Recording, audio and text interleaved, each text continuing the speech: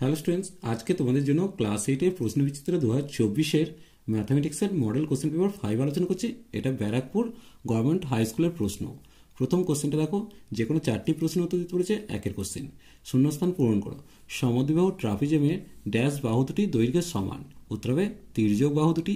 একটু খেয়াল করবে, দেখো এটা যদি ট্রাপিজিয়াম হয় তাহলে এক্ষেত্রে এই বাহুটা আর এই বাহুটা তির্যক বাহু, এরা পরস্পর সমান হলে সেটা সমদ্বিবাহু ট্রাপিজিয়াম হয়, তাই উত্তরে তির্যক কথাটা লিখলাম।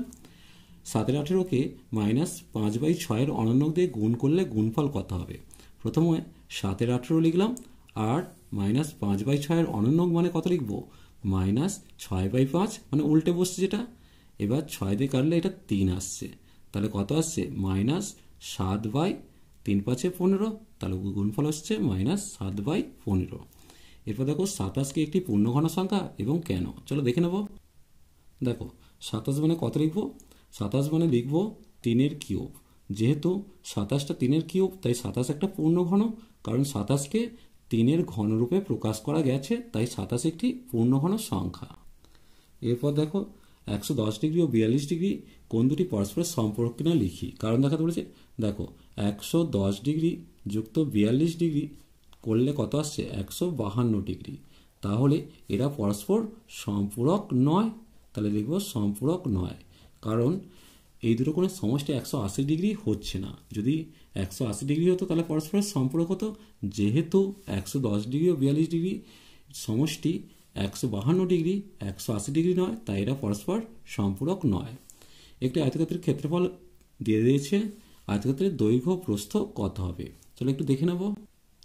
দেখো ক্ষেত্রফল সমান কত? 64 - x² আছে, তাহলে 64 মানে 8² আর -x², এটা a² - b² সূত্র, তাহলে a + b a - b, অর্থাৎ দৈর্ঘ্য হচ্ছে বড়টা হবে, তাহলে 8 + x হচ্ছে দৈর্ঘ্য, আর 8 - x হচ্ছে প্রস্থ, তাহলে এই দুটো উত্তর।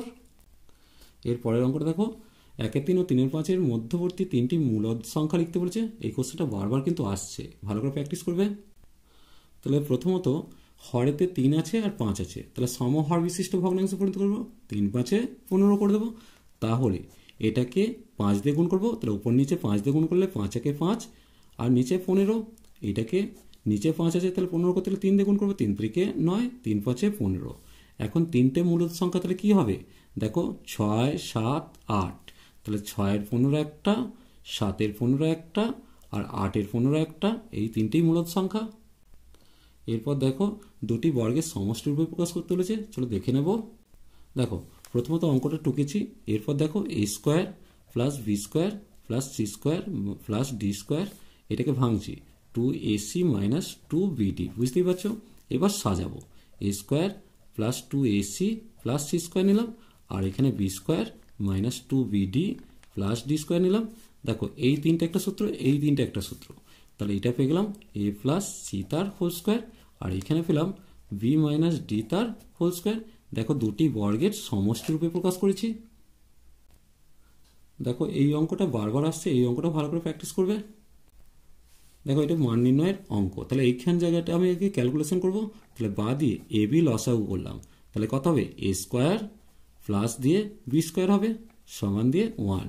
তাহলে বা দিয়ে আমি লিখছি a² + b² সমান কত হবে? এ বি, কারণ এটার সাথে গুণ হচ্ছে, তাহলে বা দিয়ে সাজিয়ে লিখছি a² - ab + b² সমান 0 করে দিলাম। এখন a³ + b³ এর সূত্র কি? উৎপাদকের সূত্র হচ্ছে a + b × a² - ab + b² করলাম, তাহলে a + b × 0 করব, কারণ এর মানটা কত দেওয়া আছে? 0 দেওয়া আছে, তাহলে সমান দিয়ে 0 উত্তর পেলাম। এরপর দেখো তোমরা 3-এর দাগে 2-এর যে অঙ্কটা দিয়েছে, কি দিয়েছে? স্কেল ও কম্পাসে যে এইটা আঁকতে বলেছে, তাদের মধ্যে সম্পর্ক লিখতে বলেছে। যেহেতু এরা পরস্পর যোগ করলে 180 ডিগ্রি হবে, তাই বহিস্থ বাহু দুটো এক সরলরেখা অবস্থান করবে। ছবিটা এঁকে দেখলেই তোমরা বুঝতে পারবে। উৎপাদক বিশ্লেষণ দুটো দিয়েছে, চলো দেখে নেব।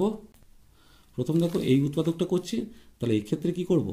x³ - y³ - 3xy × x - y করলাম, এটাকে সাজিয়ে লিখেছি, আর এখান থেকে একটা y³ নিয়েছি, তাহলে কটা পড়ে থাকবে? 8টা থাকবে, তাহলে -8y³ করে দিলাম।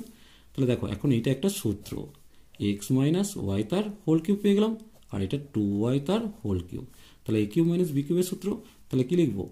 a - b সেকেন্ড ব্র্যাকেট দিয়ে এ স্কোয়ার করলাম প্লাস এ বি করছি, এই A into B plus B square করলাম।